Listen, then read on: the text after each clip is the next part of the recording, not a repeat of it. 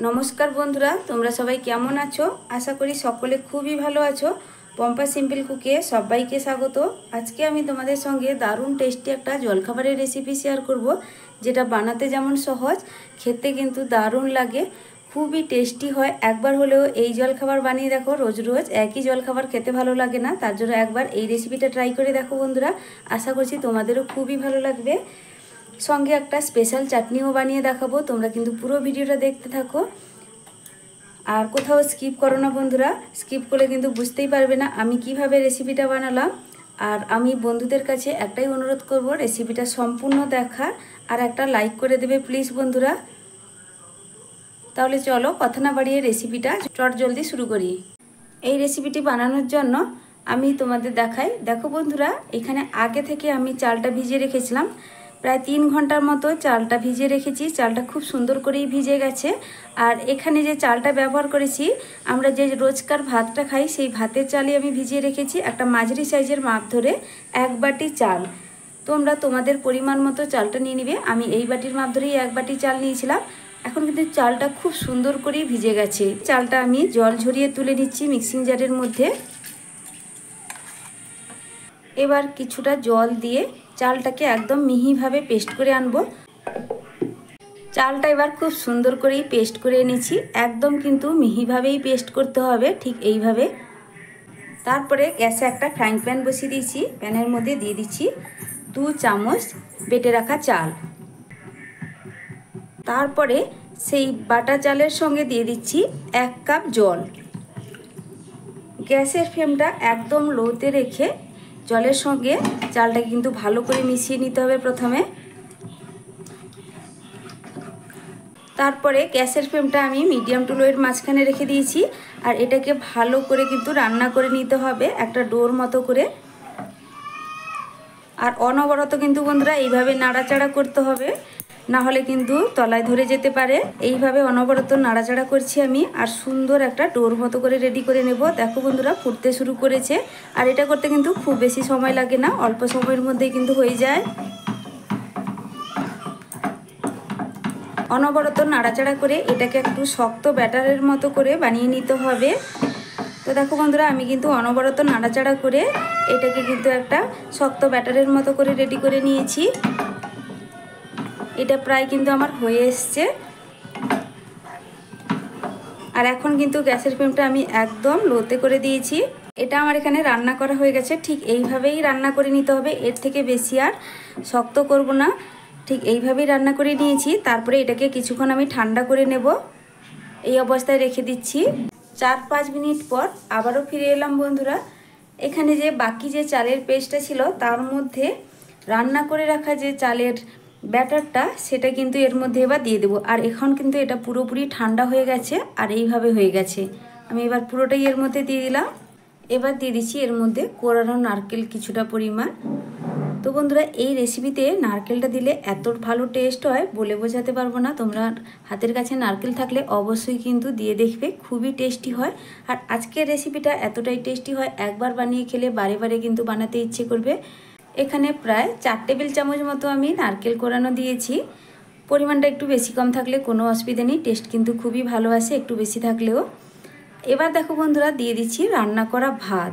এখানে 2 টেবিল চামচ মতো হবে রান্না করা ভাত দিচ্ছি। দিয়ে দিচ্ছি 1 চামচ চিনি। আর সবশেষে দিচ্ছি স্বাদ মতো লবণ।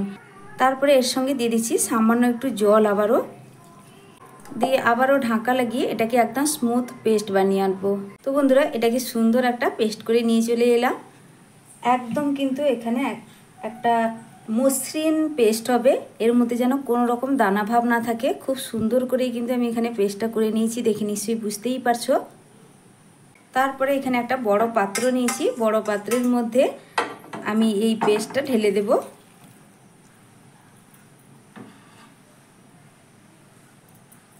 এবার আমি তোমাদের দেখাই বন্ধুরা, ব্যাটারের ঘনত্বটা কিন্তু ঠিক এইভাবে হয়েছে।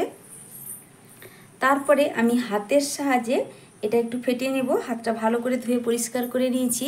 আর এই কাজটা হাতের সাহায্যে করলে কিন্তু খুবই ভালো হয়। তো দেখো 5 মিনিট মতো এইভাবে কিন্তু আমি এই ব্যাটারটা একটু ফেটিয়ে নেব। 5 মিনিট ফেটিয়ে নেওয়া হয়ে গেছে। এবার আমি এটাকে ঢাকা দিয়ে রেখে দেব 2 ঘন্টার জন্য রেস্টে। এর মধ্যে তোমাদের একটা স্পেশাল দারুণ টেস্টের একটা চাটনি বানিয়ে দেখাবো। এই চাটনিটা বানানোর জন্য একটা মিক্সি জার নিয়েছি, তার মধ্যে দিয়ে দিচ্ছি কিছুটা পরিমাণ নারকেল। নারকেলটাকে এইভাবে ছোট ছোট করে ছাড়িয়ে নিয়েছি। আর নারকেলটা কাঁচা নারকেল, তার জন্য কিন্তু পেছনের খোসাটা আমাকে আর তুলতে হয়নি। বন্ধুরা, তোমাদের কাছে যদি নারকেলটা একটু পেছনের খোসাটা কালো হয়ে থাকে তাহলে কিন্তু এটা একটু তুলে নিবে, এতে দেখতেও ভালো লাগবে আর খেতেও ভালো লাগবে। এবার দিয়ে দিলাম মিক্সিং জারের মধ্যে, দিয়ে দিচ্ছি কিছুটা পরিমাণ ভাজা চিনে বাদাম। শুকনো খোলায় ভেজে নেওয়ার পর খোসাটাকে আমি ছাড়িয়ে নিয়েছি। কয়েকটা কারি পাতা, 2টো কাঁচা লঙ্কা আর ছোট 2 টুকরো আদা, সামান্য একটু চিনি দিয়ে দিচ্ছি। বন্ধুরা, এখানে তোমরা রসুন পছন্দ করলে এখানে 2 থেকে 3 কোয়া রসুনও দিতে পারো। এবার দিয়ে দিচ্ছি স্বাদ মতো লবণ। সবশেষে দিয়ে দিচ্ছি টক দই 2 চামচ। বন্ধুরা, হাতের কাছে যদি টক দই না থাকে তোমরা এখানে লেবুর রসও ব্যবহার করতে পারো।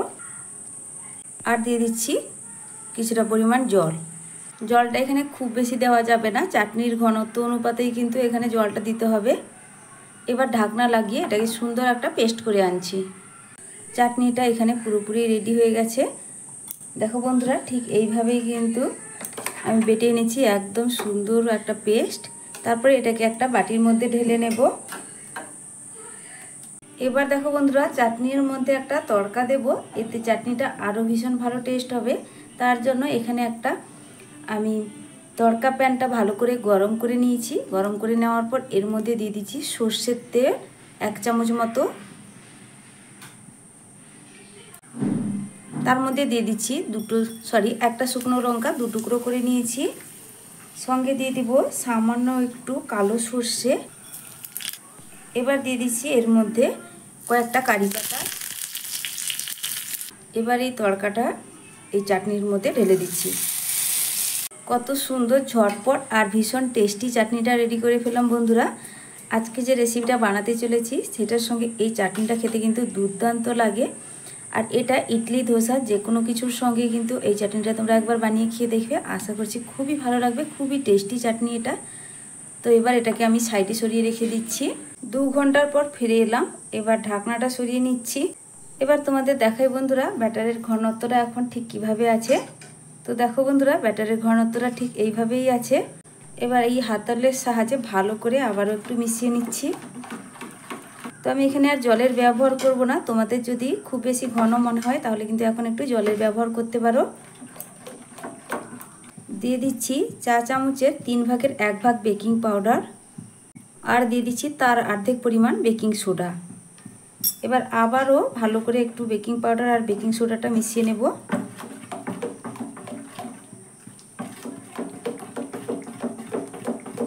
ভালো করেই মেশানো হয়ে গেছে। আমি এবার তোমাদের সবশেষে দেখাচ্ছি। দেখো বন্ধুরা, ব্যাটারের ঘনত্বটা কিন্তু ঠিক এইভাবেই রাখতে হবে, দেখে নিশ্চয়ই বুঝতেই পারছো। এবার গ্যাসে বসিয়ে দিচ্ছি একটা লোহার কড়াই। লোহার কড়াই বসানোর কারণ এটা একটু গভীর কড়াই দেখে বানালে এগুলো দেখতেও ভালো লাগে, তো তার জন্যই বসিয়েছি। তোমরা চাইলে ফ্রাইং প্যানেও করে নিতে পারো বা যে কোনো কড়াইতে বানিয়ে নিতে পারো সুবিধে মতো। এবার দেখো লোহার কড়াইয়ের মধ্যে আমি সামান্য একটু তেল প্রথমে ব্রাশ করে দেব। তেলটা চারদিকে লাগিয়ে দেওয়ার পর একটা সুতির কাপড় দিয়ে তেলটা মুছে দিচ্ছি।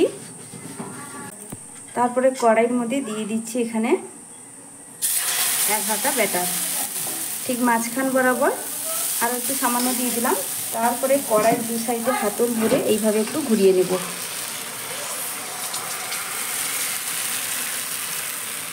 উপর থেকে এবার ঢাকাটা দিয়ে দিচ্ছি। গ্যাসের ফ্লেমটা আমি মিডিয়াম টু লোয়ের মাঝখানে রেখে 1.5 থেকে 2 মিনিট অপেক্ষা করব।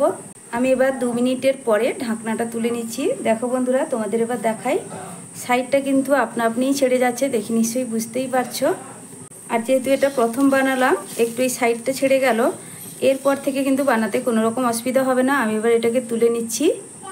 আবারও দেখো বন্ধুরা, আমি বানিয়ে দেখাচ্ছি আরও একটা। তো প্রথমে একইভাবে তেলটা ব্রাশ করে দিতে হবে, তারপরে কিন্তু কড়াই থেকে তেলটা একদম পরিষ্কার করে মুছে দিতে হবে। যে কোনো টিস্যু বা সুতির কাপড়ে এইভাবে মুছে দিতে হবে। তারপরে এখান থেকে আমি কিছুটা ব্যাটার এর মধ্যে দিয়ে দিলাম। কড়াইয়ের হাতল ধরে চারদিকে একটু ঘুরিয়ে দেব।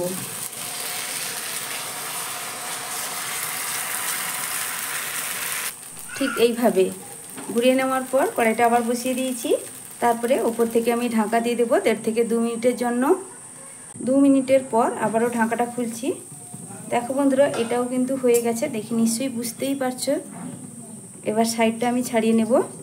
কত সুন্দরভাবে উঠে আসছে আর কত অসংখ্য জালিদার তৈরি হয়েছে দেখো বন্ধুরা। আর এটা খেতে কিন্তু অসাধারণ লাগে। একবার হলেও বাড়িতে বানিয়ে দেখো, আশা করছি সবাই খুশি হবে এই রেসিপিটা একবার খেয়ে। তো সাইডটাকে এইভাবে ছাড়িয়ে নিলাম, তারপরে কিন্তু আমি এটাকে তুলে নেব। দেখো বন্ধুরা, দ্বিতীয়বারে কিন্তু একদম পারফেক্টভাবে আমি রেডি করে ফেললাম।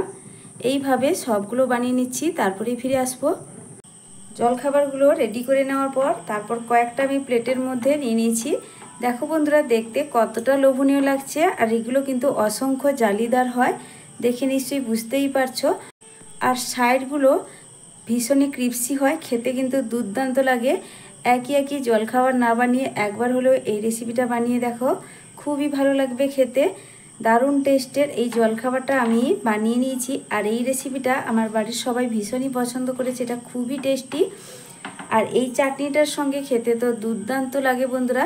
আর এই জলখাবারটা এতটাই টেস্টি হয় যে শুধুই কিন্তু খেয়ে নেওয়া যায়। এর সঙ্গে যদি চাটনি নাও থাকে তাহলেও কিন্তু খেতে খুবই ভালো লাগে। দেখো পেছনের দিকটা খুব সুন্দর করেই ভাজা হয়েছে। তো বন্ধুরা, আমার এই আজকের জলখাবারের রেসিপি তোমাদের কেমন লাগলো অবশ্যই কিন্তু কমেন্ট করে জানাবে। আর যদি ভালো লেগে থাকে তাহলে লাইক, শেয়ার, সাবস্ক্রাইব করে আমার পাশে থাকার অনুরোধ রইল। আজকের মতো টাটা, ফিরে আসছি নতুন এক রেসিপি নিয়ে। তোমরা সকলে ভালো থেকো, সুস্থ থেকো।